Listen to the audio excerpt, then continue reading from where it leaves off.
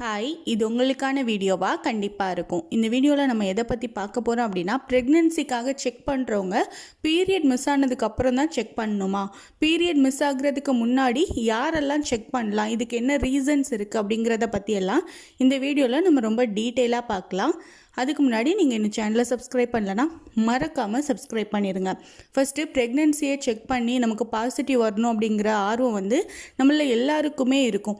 So எப்போ தான் ப்ரெக்னென்சியை check பண்ணால் அக்யூரேட் ரிசல்ட் வரும், யாருக்கெல்லாம் எப்பப்போ செக் பண்ணணும் அப்படின்னு பார்க்கலாம்.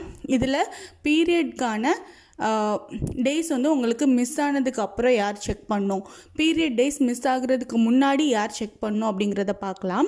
ஃபஸ்ட்டு ப்ரெக்னென்சிக்கான சிம்டம்ஸ் எல்லாம் உங்களுக்கு ரொம்ப டாமினண்ட்டாகவே தெரியுது உங்களோட பீரியட் டேஸ்க்கு முன்னாடி, ப்ளஸ் உங்களுக்கு ரெகுலர் சைக்கிள் இருக்குது அப்படிங்கிறவங்க பீரியட் டேஸ் மிஸ் ஆகுறதுக்கு முன்னாடி கூட செக் பண்ணலாம். உங்களுக்கு ப்ரெக்னென்சிக்கான காமன் சிம்டம்ஸ் எல்லாமே இருக்குது அப்படின்னா, அதாவது ப்ரெக்னென்சிக்கான சிம்டம்ஸ்னு நம்ம எதெல்லாம் சொல்கிறோம் அப்படின்னா, வாமிட்டாக இருக்கட்டும், இல்லை கொமட்டல் இருக்கட்டும், அடி வயிறு சுருக்கு சுருக்குன்னு பிடிக்குது, இல்லை கொஞ்சம் வயிறு ஊதுனாப்பில் இருக்குது, அதே மாதிரி நிப்பிள் கலர் சேஞ்ச் ஆகிருக்குது, கொஞ்சம் டார்க்காக இருக்குது, இந்த மாதிரியான சிம்டம்ஸ் எல்லாம் உங்களுக்கு இருக்குது அப்படிங்கிறவங்க உங்களுக்கு பீரியட் மிஸ் ஆகுறதுக்கு முன்னாடியே நீங்கள் ப்ரெக்னெண்ட்டாக இருக்கிறீங்களா இல்லையா அப்படிங்கிறத கார்ட் போட்டு செக் பண்ணி பார்க்கலாம். இப்போ உங்களுக்கு எந்த சிம்டம்ஸுமே இல்லை, பீரியடும் இன்னும் மிஸ் ஆகலை அப்படின்னா கொஞ்சம் வெயிட் பண்ணி பாருங்கள். இல்லை பீரியட் மிஸ் ஆகிருச்சு இருந்தாலும் எனக்கு எந்த சிம்டம்ஸும் இல்லை அப்படிங்கிறவங்க கூட ஒரு 35 டேஸ் உங்களுக்கு ரெகுலர் சைக்கிளாக இருக்கிறவங்களுக்கு நான் ஃபஸ்ட்டு சொல்லிக்கிறேன், அப்புறம் இர்ரெகுலர் சைக்கிள் இருக்கிறவங்களுக்கு சொல்கிறேன். ஃபஸ்ட்டு ரெகுலர் சைக்கிளாக இருக்குது, உங்களுக்கு பீரியட் மிஸ் ஆகிருச்சு ஆனால் எந்த சிம்டம்ஸும் இல்லை அப்படிங்கிறவங்க ஒரு 35th டேலலாம் செக் பண்ணிங்க அப்படின்னா உங்களுக்கு அக்யூரேட்டான ரிசல்ட்டு கிடைக்கும். இல்லை உங்களுக்கு கொஞ்சம் டிலேயாக தான் நடந்திருக்கு அப்படின்னா கூட உங்களுக்கு ஃபெயிண்ட் லைன் காட்டும். ஃபெயிண்ட் லைன் காட்டுறது உங்களுக்கு வீக்லி பாசிட்டிவ் தான், அதாவது நெக்ஸ்ட் ஒரு 2 டேஸோ இல்லை 3 டேஸோ கழிச்சு நீங்கள் பார்க்குறப்போ உங்களுக்கு அது டார்க்காக காட்டும், பாசிட்டிவாக காட்டும். ஸோ அந்த மாதிரி நீங்கள் செக் பண்ணி பார்க்கலாம். இல்லை உங்களுக்கு எல்லா சிம்டம்ஸும் இருக்குது, பீரியடும் மிஸ் ஆயிடுச்சு, எனக்கு இர்ரெகுலர் பீரியட் அப்படிங்கிறவங்க எப்போ பார்க்கலாம் அப்படின்னா 40th டே நீங்கள் கண்டிப்பாக செக் பண்ணி பார்க்கலாம். உங்களுக்கு இர்ரெகுலர் பீரியடுங்கிறப்போ உங்களுக்கு ப்ரெக்னென்சிக்கான சிம்டம்ஸ் அதே மாதிரி பீரியட்கான சிம்டம்ஸ் கிட்டத்தட்ட சிமிலராக தான் இருக்கும். ஏன்னா ஹார்மோனல் சேஞ்சஸ்னால தான் நம்ம உடம்புல ப்ரெக்னென்சிக்கான சிம்டம்ஸே தெரியும். ஸோ இது எல்லாமே உங்களுக்கு ஹார்மோனை பேஸ் பண்ணி இருக்கிறதுனால இர்ரெகுலர் பீரியட் இருக்கிறவங்களுக்கு கொஞ்சம் டிலேயாக கொஞ்சம் ஒரு 40th டே இல்லை 45th டே வரைக்குமே நீங்கள் செக் பண்ணி பார்த்துக்கலாம். உங்களுக்கு அப்போ தான் கொஞ்சம் லேட்டாக தான் எல்லாமே அக்யூரேட்டான ரிசல்ட்டாக தெரியும். இது இர்ரெகுலர் பீரியட் இருக்கிறவங்களுக்கு. இன்னொன்று, இர்ரெகுலர் பீரியட் இருக்குது ஆனால் எனக்கு எல்லா சிம்டம்ஸுமே இருக்குது, செக் பண்ணி பார்க்குறப்போ எனக்கு நெகட்டிவ் வருது, ஸோ நான் நெக்ஸ்ட் எப்போ செக் பண்ணலாம் அப்படிங்கிறவங்க உங்களுக்கு இர்ரெகுலர் பீரியட் இருக்கிற பட்சத்தில் நீங்கள் ஒரு 5 டேஸ் வெயிட் பண்ணி அகெயின் செக் பண்ணி பார்க்கலாம். உங்களுக்கு ஸ்பாட்டிங் இருக்குது ஆனால் எனக்கு ப்ரெக்னெண்ட்டாக இருப்போங்கிற ஒரு நம்பிக்கை இருக்குது, நான் ஓவலேஷன் டேயில் தான் நான் இன்டர்கோர்ஸில் இருந்தேன் அப்படிங்கிறவங்கலாம் கண்டிப்பாக நீங்கள் 56th டே வரைக்குமே நீங்கள் வெயிட் பண்ணி செக் பண்ணலாம். இல்லை உங்களுக்கு ரொம்ப கன்ஃபியூஸ்டாக இருக்குது அப்படிங்கிறவங்க பிளட் டெஸ்ட் பண்ணி பார்க்கலாம். பிளட் டெஸ்ட் எடுக்கிறப்போ நமக்கு ஹெச்சிஜி லெவல் எவ்வளவு இருக்குது அப்படிங்கிறது அக்யூரேட்டாக காட்டும். ஸோ அப்போ அக்யூரேட்டாக காட்டுறப்போ நமக்கு அது இன்க்ரீஸ் ஆகிறதுக்கான சான்சஸ் இருக்குதா, அதுக்கு ஏதாச்சும் டேப்லெட்ஸ் இருக்குதா அப்படிங்கிறது டாக்டர் சஜஸ்ட் பண்ணுவாங்க. ஸோ இர்ரெகுலர் பீரியட் இருக்கிறவங்க நீங்கள் ஒரு வாட்டி செக் பண்ணி உங்களுக்கு நெகட்டிவ் வந்துருச்சு அப்படின்னா நீங்கள் அதை அப்படியே விட்டுட்டு நம்ம நெக்ஸ்ட்டு பீரியட் வரதுக்கு ட்ரை பண்ணாதீங்க.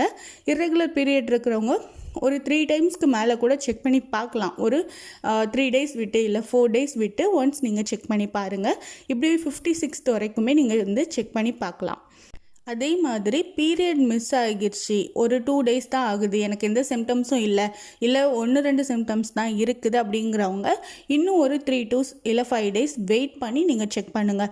நீங்கள் பீரியட் மிஸ் ஆனால் ஒரு டேயில் இல்லை செகண்ட் டேயில் நீங்கள் செக் பண்ணுறப்போ சம்டைம்ஸ் உங்களுக்கு ஹெச்சிஜி லெவல் அப்போ தான் இன்க்ரீஸ் ஆகுது அப்படிங்கிறப்போ உங்களுக்கு நெகட்டிவ் ரிசல்ட்டு காட்டலாம். 5 mgக்கு அதிகமாக இருக்கிறப்போ தான் உங்களுக்கு கிட்லேயே பாசிட்டிவ் ரிசல்ட்டு காட்டும். ஸோ நீங்கள் கொஞ்சம் வெயிட் பண்ணி ஒரு 35th டே நமக்கு சீக்கிரமாக பார்க்கணுங்கிற ஆர்வம் இருக்கும். ஆனால் கொஞ்சம் வெயிட் பண்ணி செக் பண்ணுறப்போ ஃபஸ்ட்டு செக்கே நீங்கள் ஒரு 35th டேயில் வச்சுக்கிட்டீங்க அப்படின்னா கண்டிப்பாக உங்களுக்கு அக்யூரேட்டான ரிசல்ட்டு காட்டும்.